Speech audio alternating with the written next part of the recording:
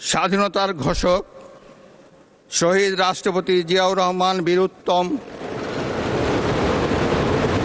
স্বাধীনতা এবং মুক্তিযুদ্ধের ইতিহাসের সকল নেতার অবদানকেও আমি শ্রদ্ধার সঙ্গে স্মরণ করছি।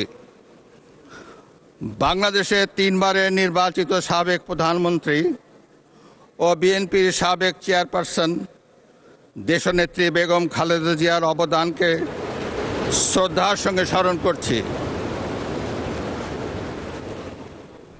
যিনি দেশে সংসদীয় গণতন্ত্র প্রতিষ্ঠা করেছেন।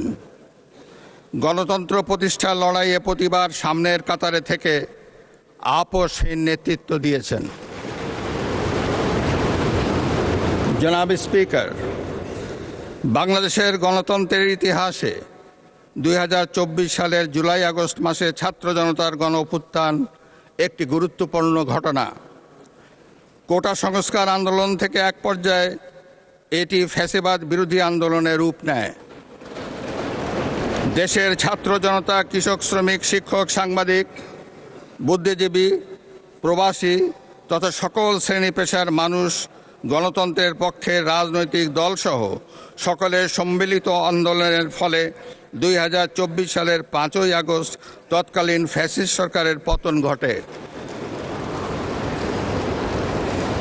হাজারো শহীদের রক্তের উপর দিয়ে তাবেদার ও ফ্যাসিবাদ মুক্ত নতুন গণতান্ত্রিক বাংলাদেশের সূচনা হয়।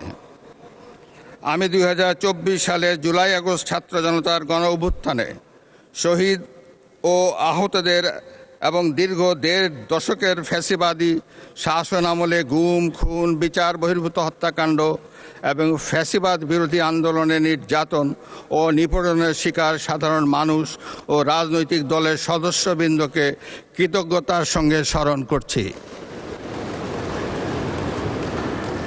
যাদের অসামান্য ত্যাগের মাধ্যমে বাংলাদেশ ফ্যাসিবাদ মুক্ত হয়ে গণতন্ত্রের পথে যাত্রা শুরু করেছে। সকলকে জানাই আমার আন্তরিক শ্রদ্ধা। 2024 সালের গণ অভ্যুত্থানে সহস্রাধিক মানুষ শহীদ হয়েছেন। নারী, পুরুষ, শিশুসহ আহত ও পঙ্গু হয়েছেন কমপক্ষে 30,000 মানুষ। 5 শতাধিক মানুষ চোখ হারিয়ে অন্ধত্ব বরণ করেছেন।